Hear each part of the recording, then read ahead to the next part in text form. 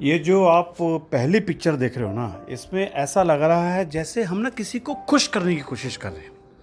हम अपने आप को नीचे गिरा के बट ये कोशिश कर रहे हैं कि जो दूसरा आदमी वो खुश हो जाए। और अब ये वाली पिक्चर देखिए, इसके अंदर हम ये बताने की कोशिश कर रहे हैं कि हमारा इतिहास कितना ज़बरदस्त था। ये जो व्हील है, ये कोणार्क टेम्पल का व्हील है। तब इन्होंने बता दिया था कि दिन किस तरीका का बनता है। कोणार्क टेम्पल के बारे में आप जरूर देखिए, उड़ीसा के अंदर है, जाके देखिए तो और ज़बरदस्त है।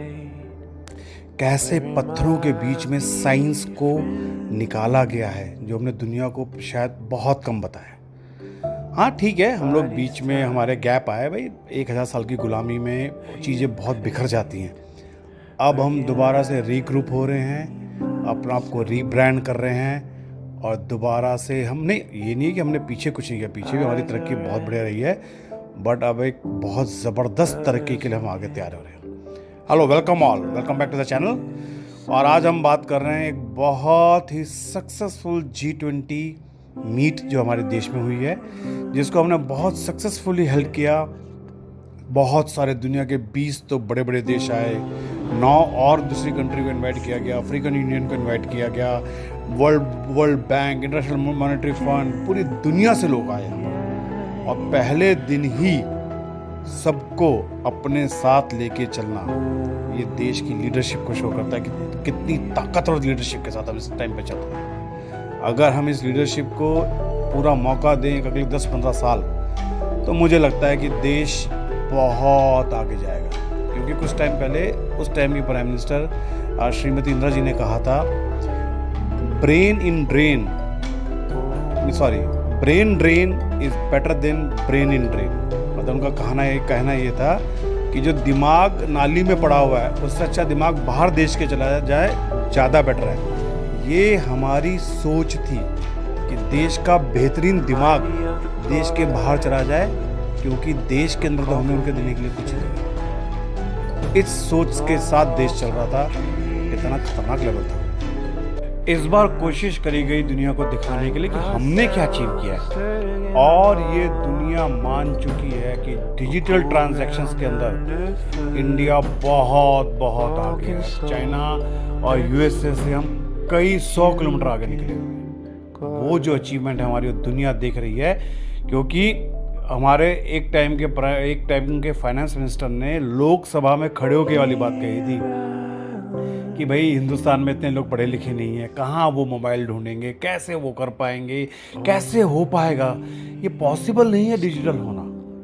आज डिजिटल के अंदर जब कोरोना पूरे भयावह अपने तरीके से चल रहा था, तो 100 80 90 साल के लोगों को देखा गया है कि कैसे वो ऐप के थ्रू अपनी चीज़ों को बुक करा रहे हैं, कैसे उन्होंने अपने अपने टाइम स्लॉट बुक करे हैं। 200 करोड़ वैक्सीन लग गई पूरे देश के अंदर, और कहीं भी कोई केओस नहीं हुआ, कहीं कोई राइट नहीं हुआ, कहीं लड़ाई झगड़ा नहीं हुआ। बिल्कुल लाइन से टाइम पे लग के दुनिया ने 200 करोड़ हमने वैक्सीन लगा ली, और देश पूरी कोरोना से बच गया। तो मौका अगर गंभीर आएगा तो हम लोग को उसको गंभीरता से लेके आगे बढ़ेंगे। फिर बात हुई थी कि अब इतने गरीब लोगों का बैंक अकाउंट खोल के करेंगे क्या इसका, इनका पैसा तो है नहीं। बैंक अकाउंट खुले 48 करोड़ बैंक अकाउंट खुले 48 करोड़, जिसके अंदर 2 लाख करोड़ रुपया जमा हुआ है। आप कैन यू सोच रहे हो कि इस देश की सबसे बड़ी अचीवमेंट है DBT, डायरेक्ट बैंक ट्रांसफर। एक टाइम के प्राइम मिनिस्टर ने कहा था कि भाई दिल्ली से 1 रुपया निकलता है तो 15 पैसे जाके आखिरी तक पहुंचता है। तो सबको पता है कि 85 पैसे का बीच में हेर फेर हो रहा है। क्यों नहीं कुछ किया आज तक किसी ने क्यों कुछ नहीं किया उसका। बीजेपी की गवर्नमेंट भी उसके अंदर बीच में है, किसी को नहीं छोड़ रहे कि क्यों नहीं किसी ने कुछ भी किया। क्यों नहीं ये देखा गया कि ये चीज़ें कहाँ जाती हैं, 85 पैसे कौन ले रहा है। और जैसे ही DBT शुरू हुआ कि जो भी पैसा होगा सीधा जो रिसीव करता है उसके अकाउंट में आएगा, और उसका आधार कार्ड पैन कार्ड से जुड़ा हुआ है। बैंक में चाहिए पैन कार्ड आधार कार्ड दोनों, तो आप अकाउंट को डुप्लीकेट भी नहीं कर सकते। एक आदमी का एक अकाउंट खोलेगा, उसके अकाउंट में पैसा जाएगा जो डिजिटली है, जिससे कि वो डिजिटली उसको खर्च करेगा, ATM, GPay, UPI के थ्रू खर्च करेगा। एक एक पैसे का हिसाब रहेगा। जब पैसे का हिसाब रहता है तो डेटा निकलता है, जब डेटा निकलता है तो उसके ऊपर फिर एक्शन होता है। जब किसी चीज़ का डेटा ही नहीं होगा तो एक्शन कैसे होगा भाई। चलिए वापस G20 पे आते हैं। और सबसे बड़ा आता है कि भाई ऐसा क्या, कितनी बड़ी बात क्या हो गई कि G20 की मीटिंग मिल गई। ये तो एक सबको मिलना है, सबका एक एक करके नंबर आते ही आता है भाई। G20 में अगर 20 मेंबर हैं तो सबका आपका नंबर कभी कभी तो आएगा। बिल्कुल सही बात है, बिल्कुल सही कह रहे हैं, कभी ना कभी सबका नंबर आएगा। बड़ी जो 5-6 पावर्स हैं उनको तो रिपीटिशन मिला है। बट भाई अर्जेंटीना का हो गया, इंडोनेशिया का हो गया, मैक्सिको 2-2 बार कर लिया, हमारा नंबर क्यों नहीं आया अब तक? हमने इसके पीछे क्यों नहीं पड़े कि हमें पहले जगह चाहिए? वर्ल्ड की सेकंड मोस्ट पॉपुलस कंट्री है हम, सबसे ज़्यादा ब्राइट फ्यूचर हमारी कंट्री का है। वर्ल्ड में सबसे तेज़ी से ग्रोइंग करने वाली लार्ज जो एक अर्थव्यवस्था बोलते हैं, इकॉनमी बोलते हैं, उसका नंबर 18वें 17वें नंबर पे क्यों? सबका नंबर आएगा, बात पक्की है। बट थोड़ा बहुत तो फाइट होनी चाहिए ना, पूछना तो चाहिए बात क्या है। ये एक बहुत मज़ेदार क्वेश्चन है। अब ये पता करते हैं कि G20 क्यों, इसके बारे में बात करते हैं। तो अब क्वेश्चन आता है G20 क्यों? G7 तो पहले था, दुनिया के टॉप 7 जो कंट्रीज हैं। जैसे क्राइसिस आया 97-98 में अपने साउथ ईस्ट एशिया में, जो स्टार्ट हुआ थाईलैंड से। थाईलैंड की करेंसी बहुत जोर से डिवेल्प हुई, और उनके जो उन्होंने, अब देखो इसके रीजंस तो बहुत होते हैं, कुछ प्रो ये बोलते हैं, कुछ वो बोलते हैं, पर इसके अंदर तभी फाइनेंशियल सिस्टम आपके बहुत वीक हैं, यहाँ पर ट्रांसपेरेंसी बहुत कम है। तो बड़े बड़े जो कंपनीज हैं, FIs जो होते हैं, उन्होंने अपने एसेट बेचने शुरू कर दिया। अभी हमें यहाँ पर चीज़ें समझ नहीं आ रही। जब चीज़ें बिकती हैं तो डिवैल्यूएशन बहुत तेज़ से मार्केट नीचे गिरी। तो जब मार्केट तेज़ी से नीचे गिरी तो फिर उनको सपोर्ट चाहिए था। तो उन्होंने फिर ये बात हुई कि चलो अब हम जो G7 है इसको हम बड़ा करते हैं। G7 अभी भी है, G7 हम इसको बड़ा करते हैं और इसमें हम और कंट्रीज को इंक्लूड करते हैं जो कि इतनी बड़ी इकॉनमी नहीं है बट उनका इम्पैक्ट दुनिया में पड़ता है। तो G7 को एक्सपैंड करके G20 बनाया गया। उसके अंदर फिर मलेशिया, इंडोनेशिया, इंडिया वगैरह सबको इन्वॉल्व किया गया कि let's have a bigger role. एक बड़ा फाइनेंशियल सिस्टम बनाते हैं, फाइनेंशियल ट्रांसपेरेंसी होनी चाहिए, एक दूसरे के लोगों को चीज़ों के बारे में पता होना चाहिए, क्योंकि धीरे धीरे कंट्रीज ना सारी मिलके काम कर रही थी। Market was like a world network अब। तो अगर एक जगह भी कोई बड़ी प्रॉब्लम आएगी तो दूसरी जगह पे उस चीज़ की तार बजती थी, चीज़ों को पता लगता था कि यार यहाँ वहाँ पर भी चीज़ें कुछ गलत हुई हैं, उसका इफेक्ट हमारे पर, इम्पैक्ट हमारे पे भी आ रहा है। G20 का जो एजेंडा है ये बहुत ही बड़ा एजेंडा, लाइक इसमें ग्लोबल इकॉनमी हो गया, फाइनेंशियल रेगुलेशन हो गया, क्लाइमेट चेंज हो गया, सस्टेनेबल डेवलपमेंट हो गया। तो ग्रुप के जितने लोग हैं वो एक दूसरे का ख्याल रखते हैं। भाई इसके अंदर almost 85% of the world GDP use होती है, 2/3 ऑफ ह्यूमैनिटी इसके अंदर इन्वॉल्व है। तो ये ग्रुप का मतलब ऐसा कोई फॉर्मल ऑर्गेनाइजेशन नहीं है जैसे कि यूनाइटेड नेशंस के डिफरेंट IMF होते हैं, यूनाइटेड नेशंस होते हैं, सिक्योरिटी काउंसिल होती है, कि जिनके फॉर्मल रेगुलेशंस हैं जिनको दुनिया को मानना पड़ता है। ये ऐसा नहीं है, बट ये सजेस्ट करता है और एक दूसरे की हेल्प करता है। सबको याद होगा 2008 के अंदर जब लीमन ब्रदर्स का इतना बड़ा क्राइसिस हुआ था, इतनी बड़ी 100-150 साल पुराना लीमन ब्रदर्स बंद हो गया, बैंकरप्ट हो गया, बड़े बड़े क्या नाम है ANZ वगैरह सारे बैंकरप्ट हो गए उसके अंदर। तो इन सारे देशों ने मिलकर उसी के इमीडिएट बाद 2008-9 के अंदर फिर एक मीटिंग वाशिंगटन में हुई, जहाँ पर सारे कंट्रीज़ को बुलाया गया और कई ट्रिलियन डॉलर इन लोगों ने इकॉनमी में इंजेक्ट किए कि पूरी दुनिया की वर्ल्ड इकॉनमी कहीं कोलैप्स ना कर जाए। तो ये इनका बहुत बड़ा रोल है, आपस में एक दूसरे के साथ बैठ के बात करना। जब एक टेबल आ जाती है, सारे एक साथ बैठ जाते हैं तो कोई ना कोई सोल्यूशन तो फिर निकलता। भाई मैंने कही तूने मानी, नाना कहें दोनों ज्ञानी, तो बात इसी से आगे बढ़ जाती है। तो अब आते हैं कि हमारे यहाँ पर जो G20 हुई उसका क्या हुआ, उसमें हमें क्या मिला, कितने रेगुलेशन, कितने बिल्स पास हुई, ये भी तो देखने वाली बात होगी। आखिर में कोई काम धामी होगी, खाए पिए किसके ना, तो ये चीज़ को भी देखना पड़ेगा। तो आइए इसके बारे में बात करते हैं। इंडिया ने भारत ने, अब तो हम भारत ने जो G20 प्रेसिडेंसी की, जो इस बार होस्ट किया, उसका जो मेन कॉन्टेक्स्ट, मेन फ्लेवर था वो था वसुधैव कुटुंबकम, one earth, one family, one future. हम एक हैं और अगर एक मिलके ही काम करेंगे तो काम बन पाएगा, नहीं तो धरती का फ्यूचर तो बहुत ही डगमगा जाएगा। और इसलिए इस बार जो इंडिया में जो भारत में जो ये होस्ट किया है हमने, इसमें हमारे हाईएस्ट आउटकम्स निकले अब तक की जितनी भी ये G20 की मीटिंग्स हुई हैं, 73। इसके साथ जो डॉक्यूमेंट्स एनेक्स हुए हैं वो 39, टोटल 112।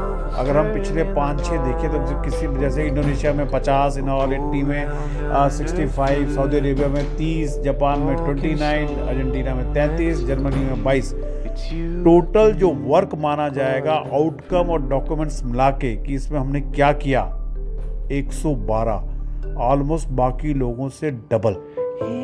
तो मोदी जी का एक बात तो मैं मानूंगा, सोचते ये बहुत बड़ा है, ये छोटी मोटी बात पे मानते ही नहीं है। करना है तो भाई बिग करो, नहीं तो कोई फायदा नहीं करने का। इसके अंदर जो सबसे बड़ा अचीवमेंट मैं मानूंगा वो है India middle east European economic corridor.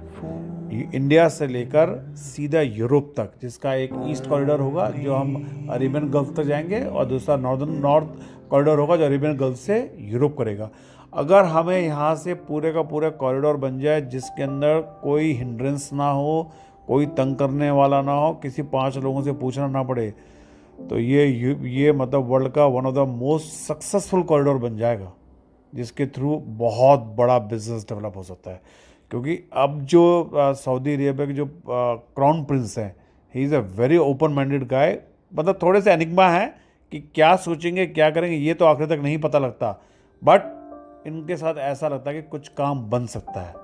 And इसके बाद फिर ग्लोबल बायोफ्यूल अलायंस, जिसके अंदर बहुत सारे कंट्रीज़ को, हम सारे मेन कंट्रीज़ को जितने भी हैं उनको इसके अंदर साथ में रखा जा रहा है, जो इसको देखेंगे कैसे होगा क्या होगा। फ्यूल अलायंस के जो इनिशिएटिंग मेंबर्स हैं वो Argentina, Bangladesh, Brazil, India, Italy, Mauritius, south Africa, UAE and USA, और जो ऑब्जर्वर्स हैं वो रहेंगे कनाडा एंड सिंगापुर। ये बात सारी कंट्रीज मिलके सोच रही हैं। फ्यूचर जो है वो ऑयल नहीं है, ऑयल हमें ज़्यादा दिन तक जिंदा नहीं रखता। हमें कुछ एक ऐसा परमानेंट तरीका ढूंढना पड़ेगा जिससे कि कार्बन फुटप्रिंट हमारे बहुत नीचे आते जाए। अब इसके अंदर एक और चीज़ ऐड करो, गरीब देश, पॉपुलेशन बहुत ज़्यादा है, उनकी रिप्रेजेंटेशन कहीं नहीं है। अफ्रीकन कॉन्टिनेंट को इस बार परमानेंट मेंबर बनाया गया है। ये कहते हैं कि इसमें मोदी जी का बहुत बड़ा एफर्ट है, और ऑब्वियस है अगर हमारे यहाँ हुआ है तो हम क्रेडिट क्यों लेंगे, हम तो क्रेडिट लेंगे है ना।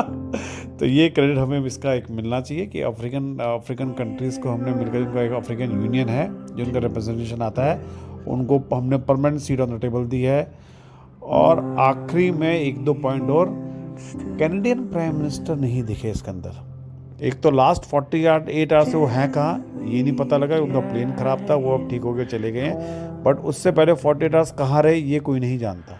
तो कनाडा की गवर्नमेंट ने भी एक स्टेटमेंट इशू किया है जिसके अंदर उनको जानबूझ के एक्सक्लूड किया गया है। यह एक्सक्लूजन उनका था कि वो जो मेन हमारी वो थी ये अपना यूरोप कॉरिडोर, जो यूरोप अरेबिया का जो कॉरिडोर है, उसकी अनाउंसमेंट के टाइम पे वो अवेलेबल नहीं थे। और सेकंड सबसे बड़ा, प्रेसिडेंशियल डिनर पे अवेलेबल नहीं थे।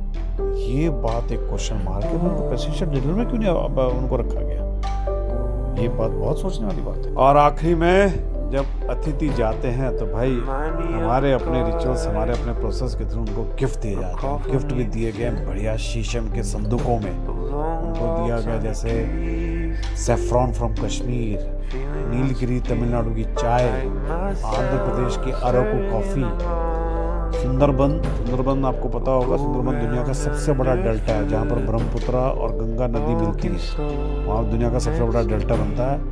वहाँ से उनको हनी दिया गया है, उनको कश्मीरी पश्मीना के स्टोल और चादरें दी गई हैं, और उनको कन्नौज का इत्र दिया गया। क्या सोच है यार, मज़ा है। इसे कहते हैं चटकारेदार चीज़ें, कि कैसे कैसे लोगों को इनवाइट किया गया, उनसे मिला गया, उनको राजघाट पे पैदल नंगे पाँव चलवा दिया, सबको राजघाट पे गांधी जी की समाधि पे सबको लाइन से खड़ा कर दिया, सारे लाइन से खड़े हुए, सबको राजघाट पे गांधी जी की समाधि पे सबको लाइन से खड़ा कर दिया, सारे लाइन से खड़े हुए, और समाधि पे वो क्या नाम है, उनको श्रद्धांजलि दी जा रही है। ये भैया गवर्नमेंट ऑफ इंडिया की सोच है, ये मोदी की सोच है। बहुत आशा करता को ये जो सीरीज़ में चला रहा हूँ ये आपको पसंद आ रही हैं, जिसके अंदर मैं एक सब्जेक्ट को पकड़े उसके डिटेल में बताता हूँ। और अगर आप इसके बारे में कुछ जानना चाहते हैं आपको कोई क्वेश्चंस हैं तो प्लीज़ बताइए। Thank you very much, see you, bye bye in the next one.